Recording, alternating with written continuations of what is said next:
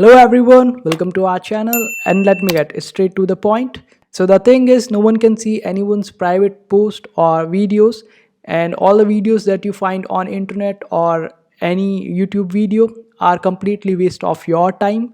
So at max you can see any profile picture of a private account, and for that you can just click on the three dots and then copy their URL and then go to your browser, and on your browser just tap on the address bar and paste the link that we have copied and just search for it.